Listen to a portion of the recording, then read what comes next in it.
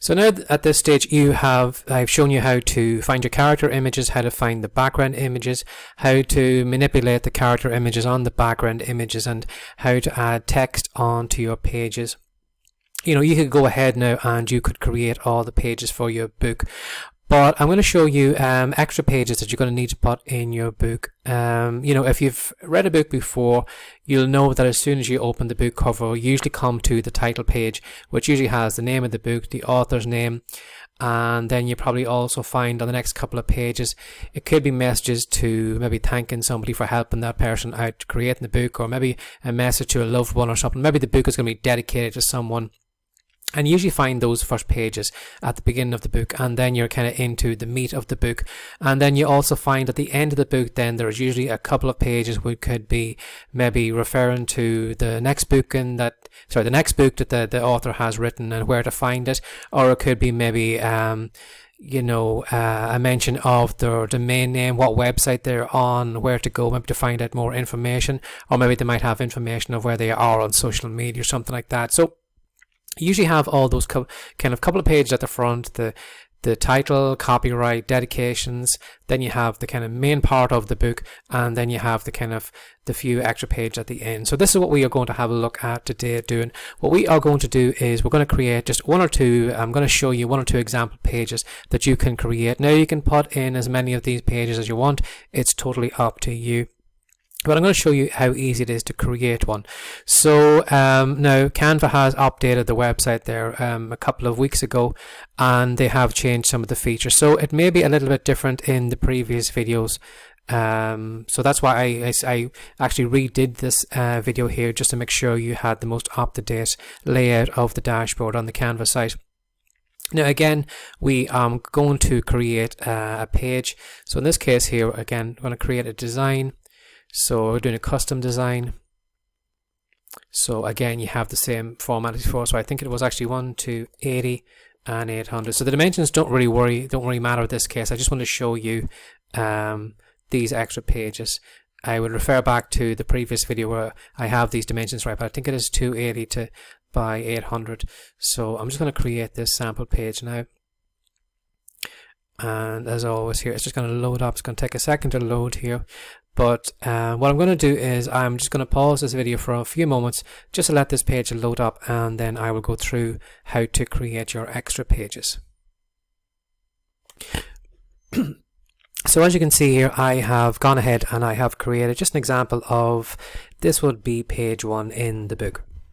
So basically what we have here is the title of the book, you would have your name here, and if you had maybe a domain name, you wanted to direct people over to your website because all your other books are on that website. Now again, this is the early days, you probably haven't even thought about going that far. So basically what you could do is you could just have the title of the book and you could have your name on it. Now how I did this was simply I came over to the text box here, and for this one here I just simply had selected the large text title text one here, and again like before you just simply double click in it. Now I think Canva has changed some of the layouts of how this actually pops up. So if I go to select the font here, you'll probably see it actually shows up differently on this side compared to what it did before. Now, depending on what version of Canva you've seen in the videos, this is the one at the moment that we're using here in July. So hopefully it won't change now by the time you get through these videos. But basically that is how easy it is. You simply just hit this and bring your text box over here, give your book your title or whatever it is. I'm just going to delete this off because I don't need it.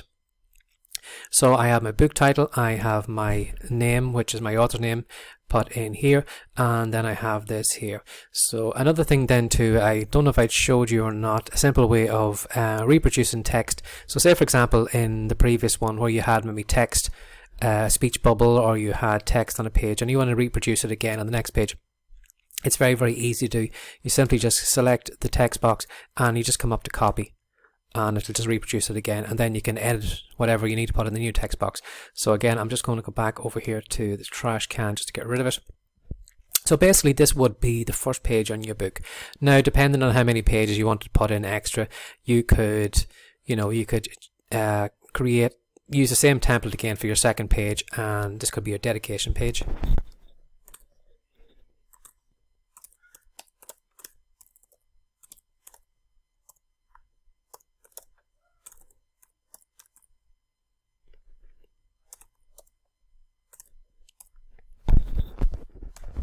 So again, I had used the same title again. So you could do maybe a dedication page. You'd have the message to maybe a family member, whoever it is has supported you or whatever for your book. Now, so this could be maybe page 2 of your book. But you'll probably also need to put a copyright page in your book, just to make people aware that that you own the copyright of this, and you don't want anybody copying it or giving it away without your permission, or using the information in it, or it's basically it is yours and nobody should be touching it. Now you can go ahead and you can copyright your book, you can professionally actually do it, but in this case here what I'm going to do is I'm going to put 2 buttons below this video. I'm going to show you a website that you can go over to. It has information on it which will show you how to professionally copyright your book. But I'm also going to show you another website you can come over to which has example of a copyright page. So basically what you're going to do on this website is you are just going to simply just copy and paste the information on it. Now this book here, this is the Book Designer. It is a self-publishing blog. Now they have the writer has given away text here that you can use for the copyright of your book. So again, I'll have a button to this page too, so it'll take you directly over to this article. Basically, if you just scroll down here, they have examples of what a kind of typical copyright notice should look like in your book. So what you can do is, what I'm going to do is I'm going to simply just copy this here. Now it depends how much you want to put in, because if it is only a kind of your first or your second book, the chances of your book actually being robbed are probably very, very slim. Now you can select the whole thing, but I'm just going to simply just go for this one, the top part here. Now it does mention this address down here, so what I'm going to do is I'm just going to cut it short to here. I'm not going to include that last message. You can select the whole thing and you can do all the information, put all your details in and everything if you wanted to do that. But because this is going to be your first book, and I just wanted to show you how easy it is to do. So we are going to back over to the page. So this could be page 2, this could be our dedication page, and maybe we want to have page 3 as the copyright page. Now there's nothing stopping you, if you wanted to have the title, the author's name, and this copyright message all on one page. So you're putting everything on the front page rather than having 2 or 3 pages that the reader has to scroll through. So that is what I usually do. I usually have the title of the book, I usually have the my name, and then I would have the copyright message. So in this case here, I'm just going to move these up a little bit more just to give me some room. And what I'm going to do is I'm going to use the same font again that I have here. So again, I'm going to use the copy. I'm going to drag this text box down a little bit, and what I'm going to do is I'm going to paste in that message into this box here. So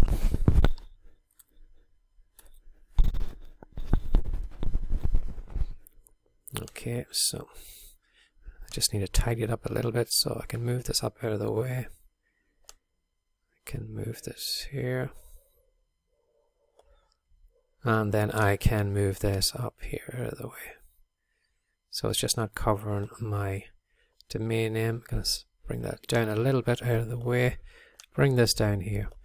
Now, of course, I need to update the date in this. So this is 2019. So I'll put a 9 in there. And then, of course, it's not Bill Shakespeare. It's I'll put my name in here.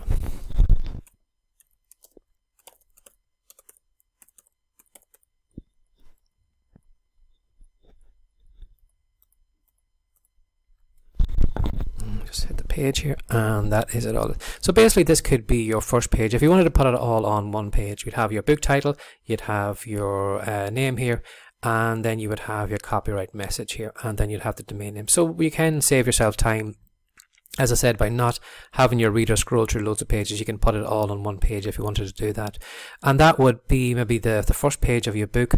Now, as you probably heard me mention, in some cases, some websites do like to, the way they are giving you those character images free, or they are giving those background images free. But some cases, even though they are giving them to you for free, they would like some credit for giving you those. And I always recommend, if you have taken images from a website and that, because they are given to you totally free, the least you can do is to, create another page on your book, giving credit to those websites and thanking them for making those images available to you.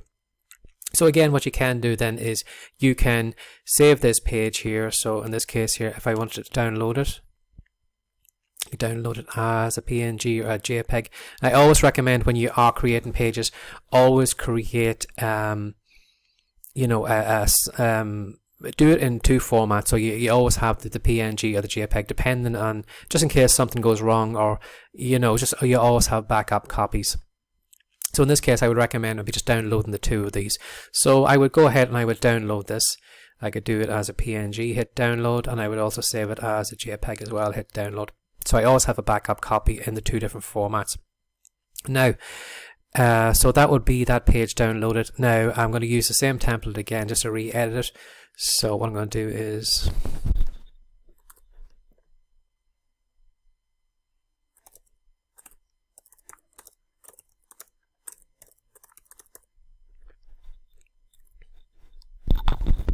so in this case here, I would just have a thank you page, or I would give a credit page, or whatever way you want to title it. It's totally up to you. And then I would go back to the websites that I've used in the images from, take the domain name or whatever message they need you to have on it, and again just go through the text box here and just have all the information of all the websites that basically I would like to thank the following blah blah blah for their images or whatever. And you don't really have to do it, you're not being forced to do it, but because those websites have given you those images free, it's the least you can do is to give them a little bit of credit back for what they've done. So that is what you could have in your book. You would have the first page, you would have the kind of the main part of your story, and then you would have this kind of closing up page here, maybe a credit page, a thank you page. And again, I would use this template again. If you have other books, then what you can do then is, you can have a short message to the reader. If you'd like to know more about me, come over to such and such a place on Twitter, or come over to such and such a Facebook page, or come over to such and such a domain name. Because, if this person has downloaded your book, if they've gone through it, the last thing you want them to do is to go away and to go on to another reader, download some other author's book and maybe never come back to any of your other material. So I always recommend never let a reader close your book without trying to find some way to get them to get onto your email list, to come over to your website, to like your Facebook page, just to have some way that you can keep messaging them and letting them know, I've got a new book out this week, and send a message out to all those people so they know that the book is out there, and kind of build an audience for you. As I said, a lot of authors don't think of building an audience for themselves, and you may say to yourself, well, this is only my first book, why should I really do that? It's a good habit to get into, to get those people to come over to your website, to join your mailing list or whatever it is. Now, all this may sound like too high above your pay grade at the moment. It probably sounds like too much to do. But, the easiest thing, the least you should do is maybe have a link to maybe your Facebook page, or, if you don't have a website, or to get them to come over to your Twitter page or whatever it is, just to find a little bit more about you.